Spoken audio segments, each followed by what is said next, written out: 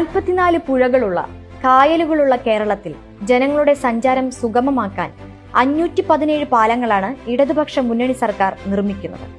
ഇത് റെക്കോർഡ് നമ്പറാണ്. ഇവയിൽ 250-ലധികം പാലങ്ങൾ നാടിന് സമർപ്പിക്കപ്പെട്ടു. ബാക്കിയുള്ളവ നിർമ്മാണത്തിന്റെയും ഭരണാനുമതിയുടെയും വിവിധ ഘട്ടങ്ങളിലാണ്. ഇരുകരങ്ങളെയും ജനസമൂഹങ്ങളുടെ ഹൃദയങ്ങളെയും ബന്ധിപ്പിക്കുന്ന ഒരു ചാലകമായാണ് പാലം വർത്തിക്കുന്നതെന്ന ആശയം ഉൾക്കൊണ്ട് ഇവയുടെ നിർമ്മാണങ്ങൾ സമയബന്ധിതമായി പൂർത്തീകരിക്കുന്നതിൽ പ്രത്യേക ശ്രദ്ധയാണ് പൊതുമരാമത്ത് വകുപ്പ് നൽകിയത്. പാലം നിർമ്മിക്കുന്നതിന് പ്രത്യേക ചീഫ് എഞ്ചിനീയറും ജില്ലകൾ തോറും പാലം ഡിവിഷനുകളും ഏർപ്പെടുത്തി. ഡിസൈൻ ചെയ്യാനായി തലസ്ഥാനത്തെ ഒരു കേന്ദ്രത്തിനു പുറമെ എറണാകുളത്തും കോഴിക്കോട്ടും 2 ഡിസൈൻ കേന്ദ്രങ്ങൾ കൂടി ആരംഭിച്ചു. അങ്ങനെ 400ഓളം പാലങ്ങൾ 4 വർഷം കൊണ്ട് ഡിസൈൻ ചെയ്തു. പാലങ്ങളുടെ ഉറപ്പും ഭംഗിയും നിർബന്ധമാക്കിക്കൊണ്ട് മറ്റൊരു പാലാരിവട്ടം പാലം ഉണ്ടാകില്ലെന്നും ഉറപ്പുവരുത്തി. വർഷം തോറും എഞ്ചിനീയേഴ്സ് കോൺഗ്രസ് നടത്തി സാങ്കേതിക വിദഗ്ധരെ പ്രാപ്തമാക്കിയ ഇടപെടൽ വലിയ മാറ്റങ്ങളാണ് വകുപ്പിൽ വരുത്തിയത് എന്നതിന്റെ തെളിവാണ് ഈ 4 വർഷ കാലയളവിൽ കൈവരിച്ച നേട്ടം. സംസ്ഥാനത്തെ എല്ലാ ജില്ലകളിലും പുതിയ പാലങ്ങൾ സമർപ്പിക്കപ്പെട്ടു. തലസ്ഥാന ജില്ലയിൽ 10-ലേറെ പാലങ്ങളാണ് നിർമ്മിച്ചത്. തിരുവനന്തപുരം ചെങ്കോട്ട അന്തർ സംസ്ഥാന പാതയിലെ ചിപ്പഞ്ചിറ പാലവും പനവൂർ നന്ദിയോട് റോഡുകളെ ബന്ധിപ്പിക്കുന്ന ചെല്ലഞ്ചി പാലവും ഈ കാലയളവിൽ നിർമ്മാണം പൂർത്തിയാക്കി. കൂവക്കുടി പാലം, പാഞ്ചിക്കാട്ട് കടവ് പാലം, കള്ളിക്കാട് പാലം, പുതിയ പുത്തൻതോപ്പ് പാലം എന്നിവ എടുത്തു പറയേണ്ടതാണ്. ഒറ്റപ്പെട്ട ജനവാസ കേന്ദ്രങ്ങൾ ഏറെയുള്ള ആലപ്പുഴ, എറണാകുളം ജില്ലകളിൽ നിർമ്മാണം ഏറ്റെടുത്ത പാലങ്ങൾ പ്രധാനമാണ്. ആലപ്പുഴ വലിയ അഴീക്കലിനെ കൊല്ലം ജില്ലയിലെ അഴീക്കലുമായി ബന്ധിപ്പിച്ച് അറബിക്കടലിന്റെ പൊഴിമുഖത്ത് കായംകുളം കായലിന് കുറുകെ നിർമ്മിക്കുന്ന വലിയഴീക്കൽ പാലം നിർമ്മാണത്തിന്റെ അവസാന ഘട്ടത്തിലാണ്. ആലപ്പുഴയിൽ ബഡ്ജറ്റ് വിഹിത പ്രകാരമുള്ള 22 പാലങ്ങളാണ് നാടിന് സമർപ്പിക്കപ്പെട്ടത്. ജലാശയം നിറഞ്ഞ കുട്ടനാട് താലൂക്കിൽ മാത്രം 14 പാലങ്ങളാണ് നിർമ്മിക്കുന്നത്. എറണാകുളത്ത് കണ്ണങ്കാട്ട് വില്ലിംഗ്ടൺ ഐലൻഡ് പാലവും മൂലമ്പിള്ളി പിഴല പാലവും പിഴല കണക്ടിവിറ്റി പാലവും ഗതാഗതത്തിന് തുറന്നുകൊടുത്തു. കൊല്ലം ജില്ലയിലെ പെരപ്പയം പാലം, പത്തനംതിട്ട ജില്ലയിലെ ആഞ്ഞിലിമുട്ടിൽ പാലം, കോട്ടയം ജില്ലയിലെ നീരിമംഗലം പാലമടക്കം 12 പാലങ്ങൾ, ഇടുക്കി ജില്ലയിലെ കല്ലാർ പാലം എന്നിവയും പൂർത്തിയാക്കി.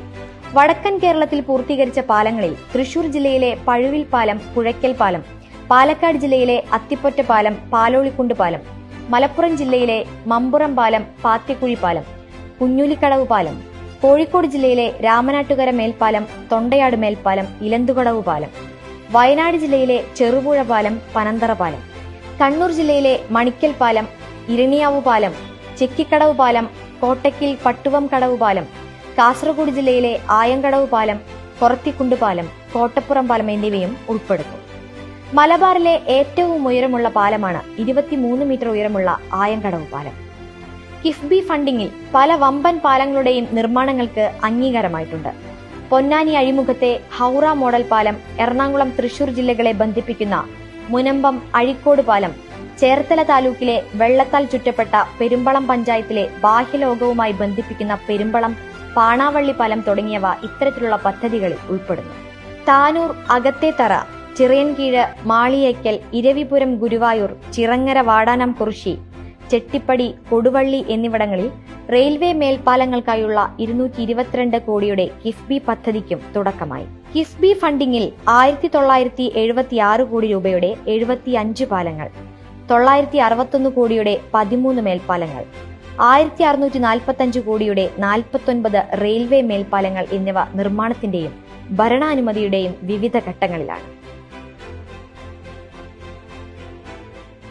സംസ്ഥാനത്തെ എല്ലാ പാലങ്ങളുടെയും അപകടസ്ഥിതി സംബന്ധിച്ച് വകുപ്പ് നടത്തിയ പരിശോധനകളും ശ്രദ്ധേയമായ ഇടപെടലായിരുന്നു. 2017 ജനുവരിയിൽ കൊല്ലം, പത്തനംതിട്ട ജില്ലകളെ തമ്മിൽ ബന്ധിപ്പിക്കുന്ന ഏനാത്ത് പാലത്തിന്റെ ബലക്ഷയം ശ്രദ്ധയിൽപ്പെട്ട ഉടനെ പൊതുമരാമത്ത് വകുപ്പിന് കീഴിലുള്ള എല്ലാ പാലങ്ങളുടെയും സ്ഥിതിവിവര കണക്കുകളും കാലപ്പഴക്കവും അപകടസ്ഥിതിയും പരിശോധിച്ച് നിജസ്ഥിതി റിപ്പോർട്ട് നൽകുന്നതിനായി പൊതുമരാമത്ത് വകുപ്പിലെ എഞ്ചിനീയർമാർക്ക് മന്ത്രി ജി സുധാകരൻ നിർദ്ദേശം നൽകി.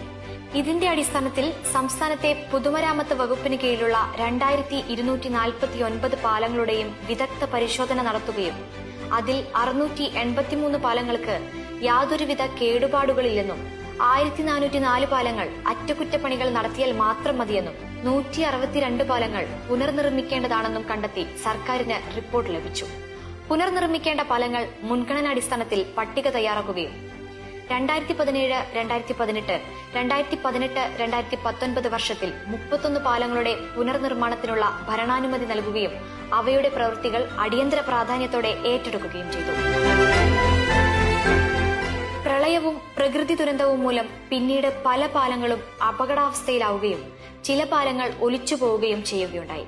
സർക്കാർ ഈ വിഷയം ഗൌരവമായി പരിഗണിച്ച് പുനർനിർമ്മിക്കേണ്ടതായ 24 പാലങ്ങൾക്ക് 110 കോടി രൂപയുടെ ഭരണാനുമതി നൽകി. ഇതിന്റെ തുടർ നടപടികളും പുരോഗമിക്കുകയാണ്.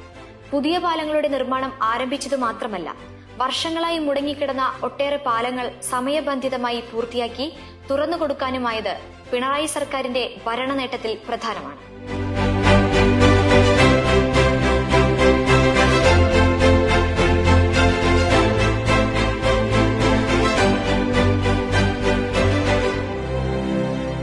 ചരിത്രത്തിലെ ഏറ്റവും മികച്ച ഈ നേട്ടങ്ങൾ പൂർത്തീകരിച്ചത് വലിയ പ്രതിസന്ധികളെ തരണം ചെയ്താണെന്ന വസ്തുത പ്രധാനമാണ്. 2018 മഹാപ്രളയവും 2019 മഴക്കെടുതികളും സൃഷ്ടിച്ച നാശനഷ്ടങ്ങൾ സമയബന്ധിതമായി പരിഹരിച്ച് ജനജീവിതം പൂർവ്വസ്ഥിതിയിലാക്കുന്നതിനായി മുന്നിൽ നിന്ന് പ്രവർത്തിച്ചതും പൊതുമരാമത്ത് വകുപ്പ് തന്നെയായിരുന്നു. കോവിഡ് മഹാമാരി നിർമ്മാണ മേഖലയിൽ സൃഷ്ടിച്ച പ്രതിസന്ധികളെയും ഇച്ഛാശക്തിയോടെ മറികടക്കുകയാണ് വകുപ്പ്. ഇത്തരം പ്രതിസന്ധികളെയെല്ലാം മറികടന്ന് നവകേരളം പടുത്തുയർത്തുന്നതിനുള്ള വലിയ മുന്നേറ്റമാണ് പൊതുമരാമത്ത്